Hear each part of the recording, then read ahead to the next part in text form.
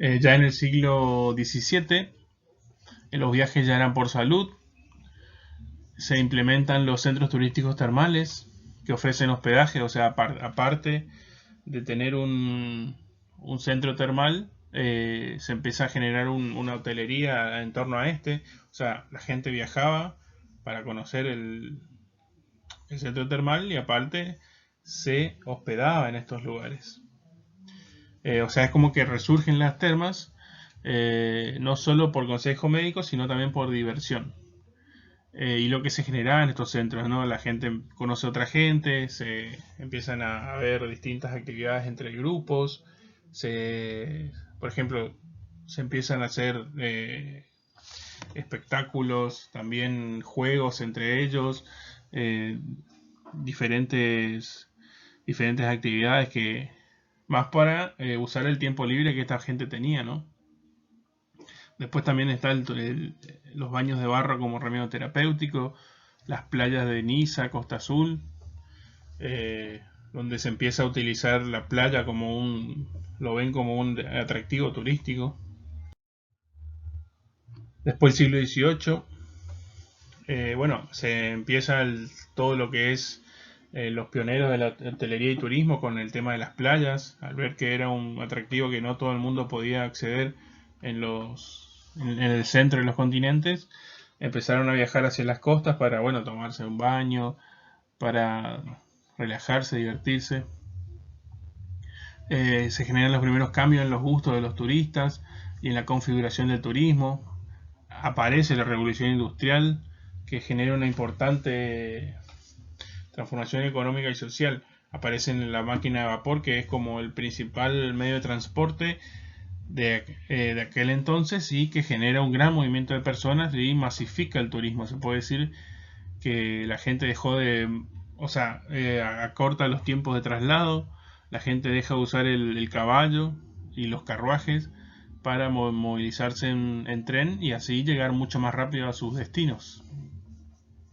Se empieza a considerar la naturaleza como atractivo turístico, se dieron cuenta que había lugares tan bellos naturalmente que habría que conservarlos, como por ejemplo hasta el día de hoy se lo hace con las cataratas del Iguazú, con la selva misionera, entre otros.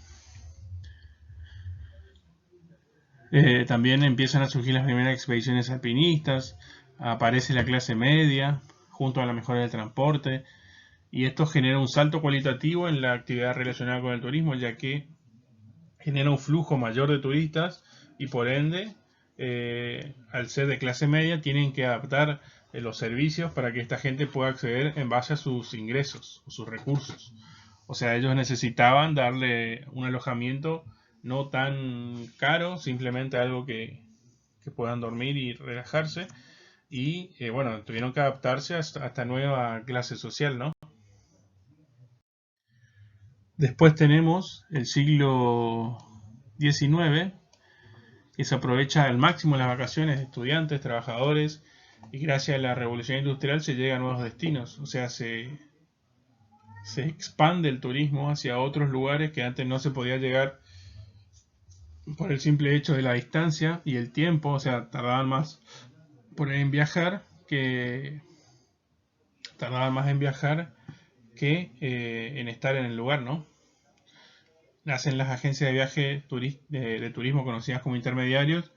Bueno, esto es lo que muchos me preguntaban en el trabajo, que, bueno, yo le decía que las agencias de viaje son intermediarios porque intermedian, o sea, hacen de nexo entre lo que son los hoteles, los restaurantes, los transportes y la gente que quiere consumirlos, porque muchas veces la gente al no estar en el ámbito o no conocer este tipo de actividades desconoce.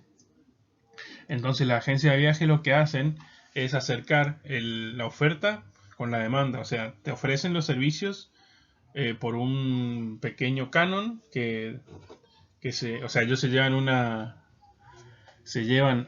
una porción de la venta y así acercan la oferta y la demanda.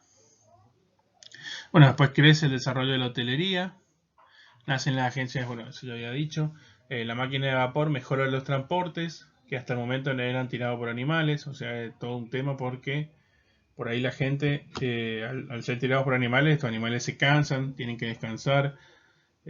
Entonces generaba todo un problema al momento de trasladársenos. Y bueno, después se expanden las líneas férreas, se extienden con rapidez por toda Europa y Norteamérica.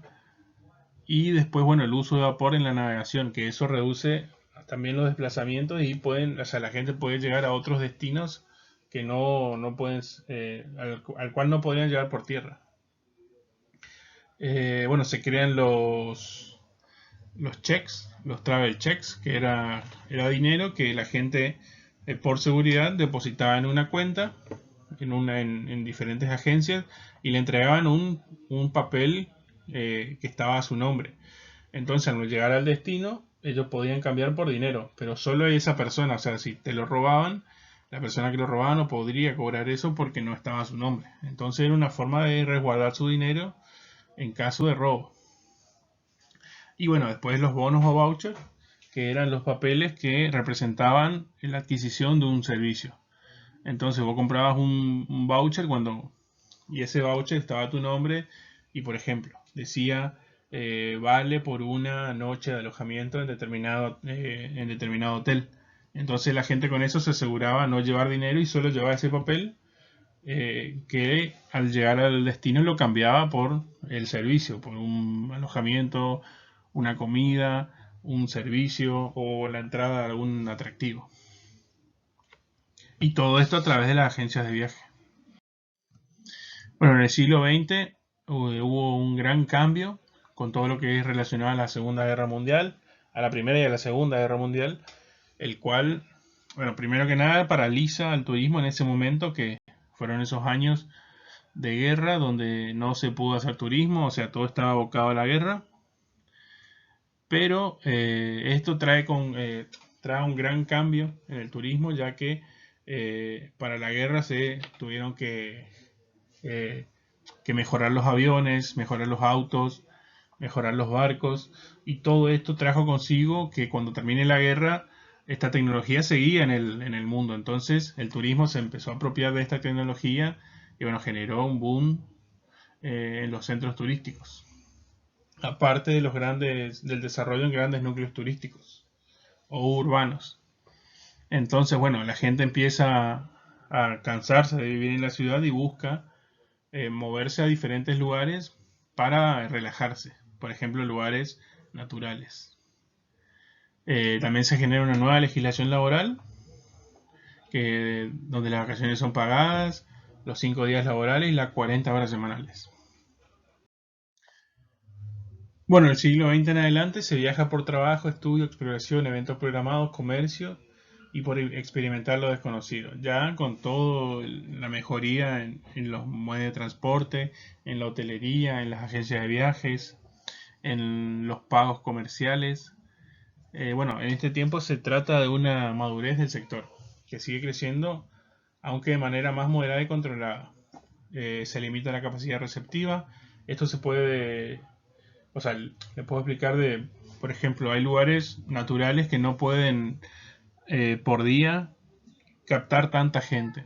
Entonces se empieza a poner límites para que no venga tanta gente y no estropee o destruya el lugar natural y que pueda seguir manteniéndose en el tiempo ese atractivo, ¿no? Porque si no, si viene mucha gente, si se lo satura, se puede ir desmejorando hasta llegar a un colapso.